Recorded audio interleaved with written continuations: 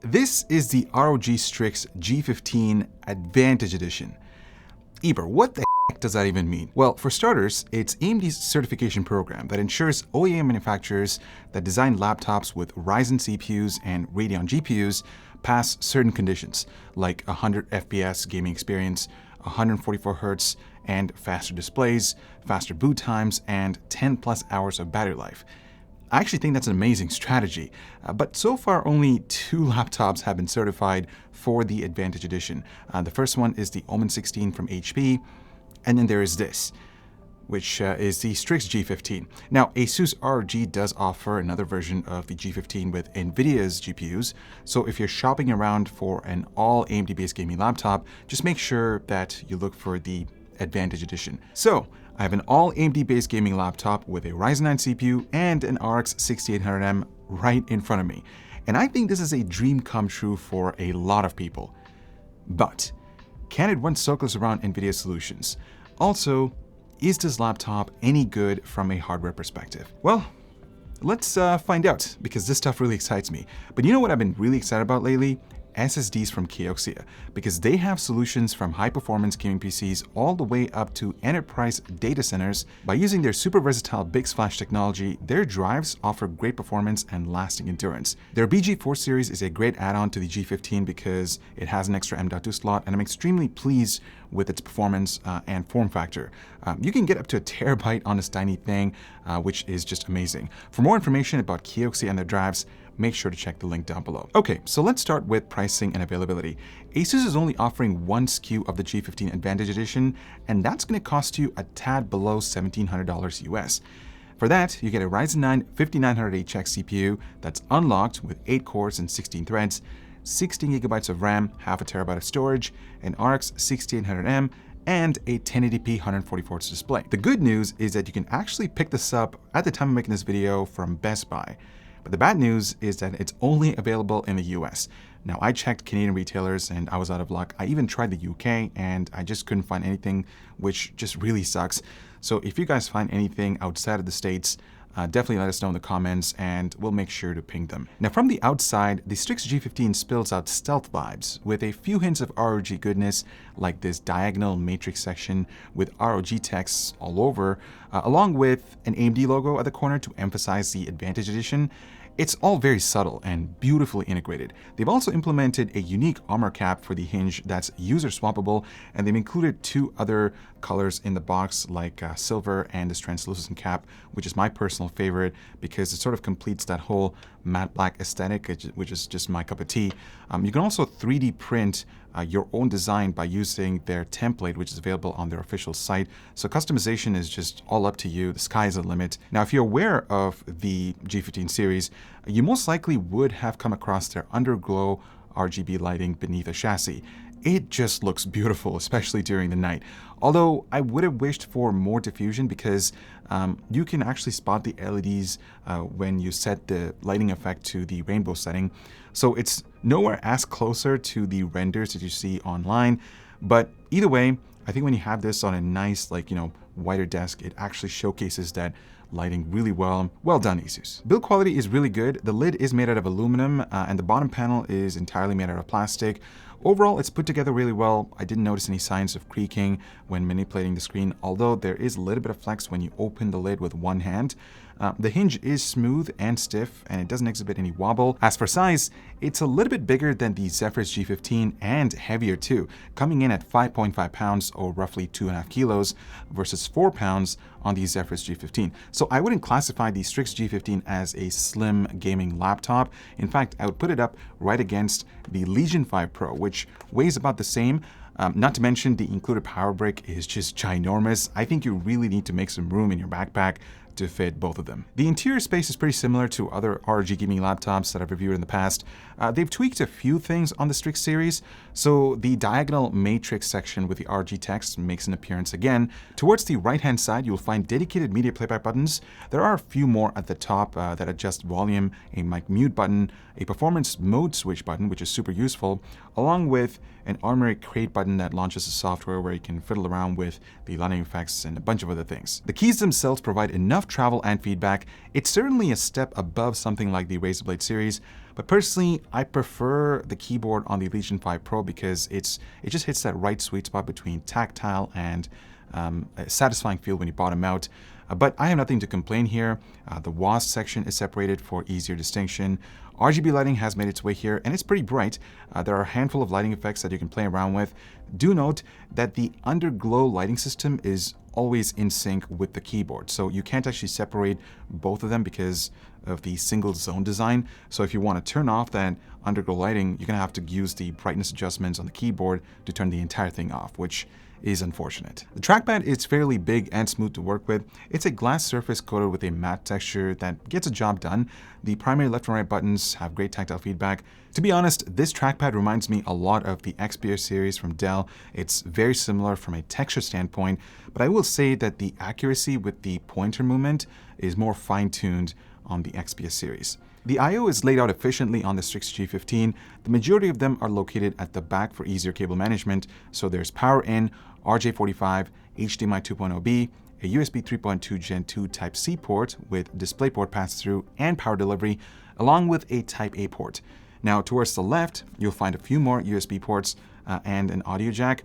Interestingly, there are no ports on the right side, which is quite convenient because you don't have to worry about connecting devices that would then conflict with an external mouse. So that's certainly thoughtful.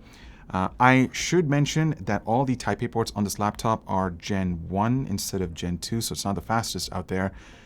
Also, if you have anything plugged into the back, like an external hard drive or any other devices, just watch out for surface temperatures because the hot air from the laptop is exhausted right at the back, and that could cause an issue.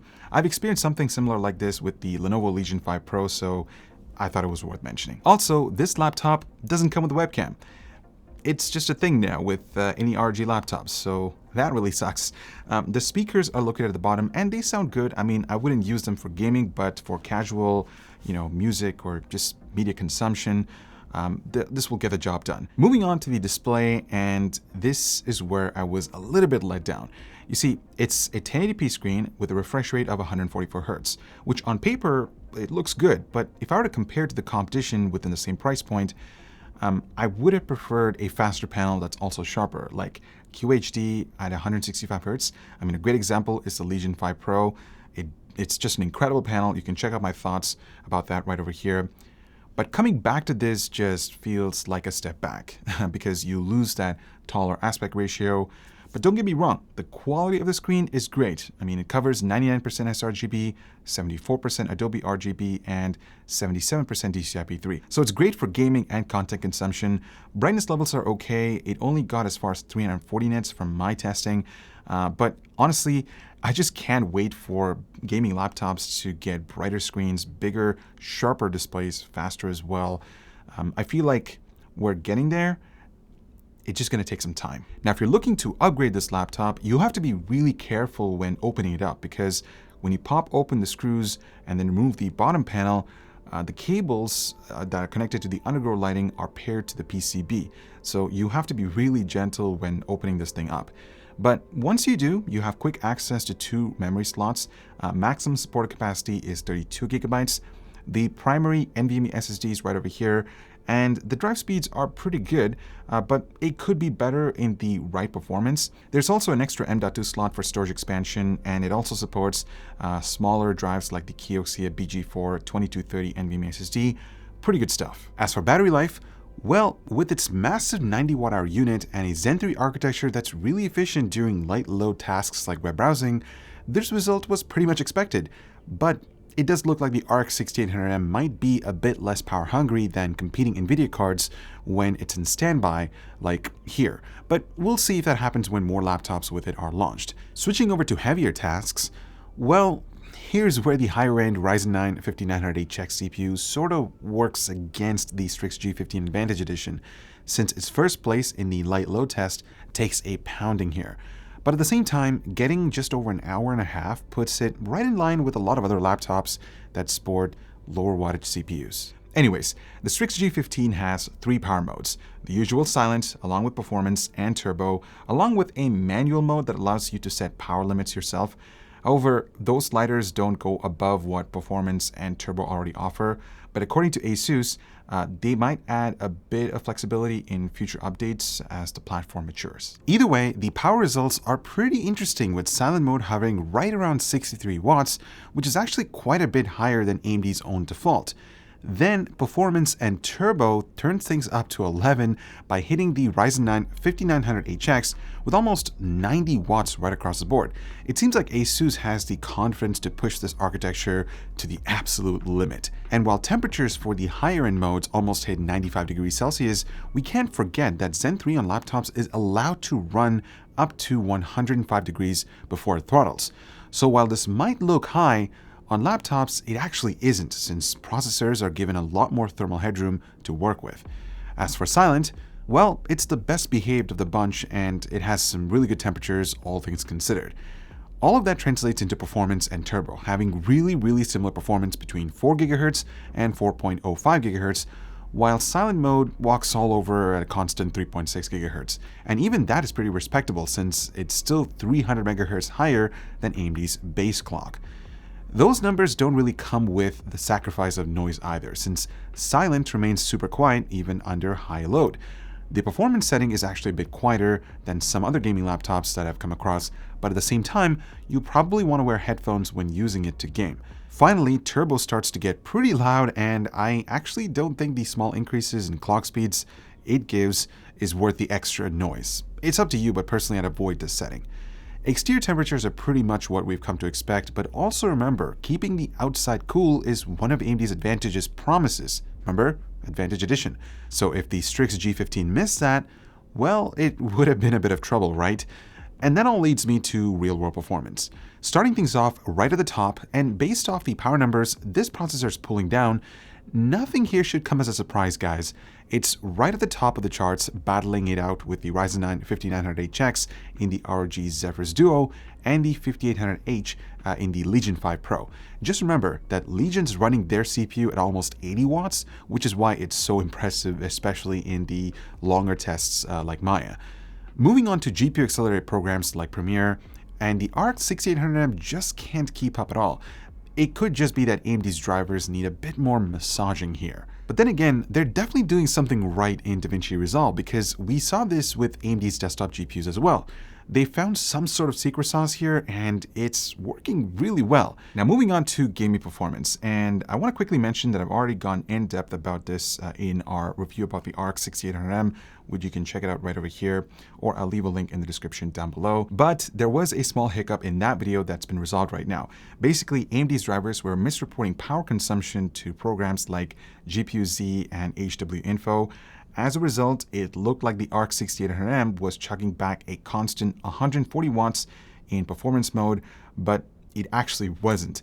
Now, just to be clear though, AMD does rate this thing at 145 watts and higher, so those numbers seem to be within reason. Well, it turns out that it isn't really the case here. Performance mode sticks to a pretty constant average of 115 watts right across the board, and it's what we test all the gaming benchmarks in. Meanwhile, silent mode modulates power a heck of a lot more in order to keep the fan speeds low. The only mode that gets anywhere close to 145 watts is turbo, which hits just north of 135 watts. But we also can't forget this is a snapshot of one game and one combination of settings. The beauty of having an all AMD design is smart chip technology that can feed either the CPU or the GPU with a bit more power depending on which game demands more of it.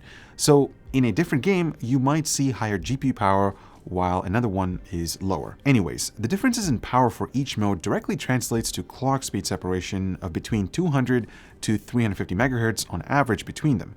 That's a lot less than some of the other laptops that I've looked at this year, but that also points towards Asus implementing a really impressive cooling system. And you can really see exactly how good it is with these numbers.